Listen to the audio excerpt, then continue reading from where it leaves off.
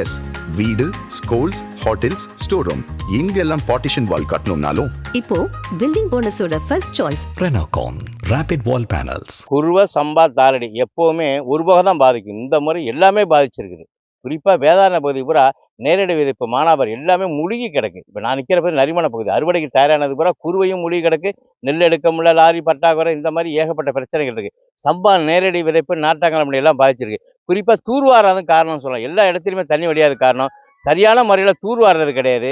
அதே மாதிரி பார்த்தீங்க தூர்வாடுறது கிடையாது. அதே மாதிரி பார்த்தீங்கன்னாக்கா ஆகாய தாமரை வளர்ந்துக்கிட்டே இருக்குது. எங்கே பார்த்தாலும் தேங்கி கிடக்கு. இந்த தூர்வாறு பணிகளை முழுமையாக செய்யறதே கிடையாது. பேரளவில் செய்கிறாங்க. அதனால தான் இந்த தண்ணீர் தேக்கிறது காரணம். குறிப்பாக கர்நாடக பேர மழையாக இருக்கட்டும், திருச்சி, தஞ்சாவூர் மாவட்ட மழை பூரா எங்களோட வடிகால் என்பது எங்கள் நாகப்பட்டினம் தான். நான் வெட்டார் பக்கத்தில் தான் இருக்கோம். இந்த பகுதி பூரா எவ்வளவு மழை விட்டாலும் எங்கள் பகுதியில் வடிகிறதே கிடையாது. நெல்லும் முளைச்சி போய் வருடாவரம் பாதிப்பு வருது. தமிழக அரசு கணக்கில் கொண்டு உரிய நடவடிக்கை எடுத்து எங்களுக்கு வேண்டிய நிவாரணம் எல்லா அனைத்து விவசாயிகளுக்கு வழங்கணும்.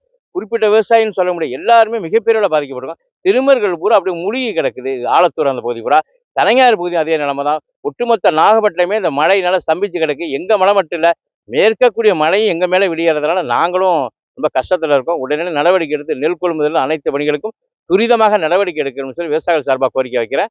நாகப்பட்டினம் மாவட்டம் திருமருகல் ஒன்றியத்தில் இருக்கிறோம். இப்போ பார்த்தீங்கன்னா, இப்போ குருவை போட்டு எல்லாம் குருவை வந்து பாதி அறுத்து பாதி அறுக்க முடியாமல் மழையில் நனைஞ்சி இல்லை குருவை எல்லாமே தண்ணியில் படுத்து கிட்டத்தட்ட பார்த்தீங்கன்னா முளைச்சி போச்சு. இப்போ அறுவடை பண்ண முடியாமல் முளைச்சி போயிடுச்சு. மிஷினும் கிடைக்க முடியாமல் தண்ணியிலலாம் படுத்து எல்லாம் அறுக்க முடியாமல் ஒரு சூழ்நிலை இருக்குது.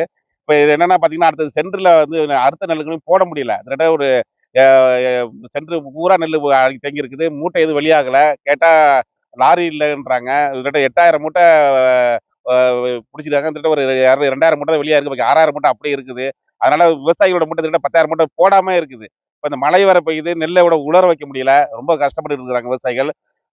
அதுக்கு வந்து தமிழக அரசு ஏக்கருக்கு 30,000 ரூபா பயிர் காப்பீடு பண்ணி ஒரு நிவாரணமாக வழங்கணும்னு கேட்டுக்கிறேன்.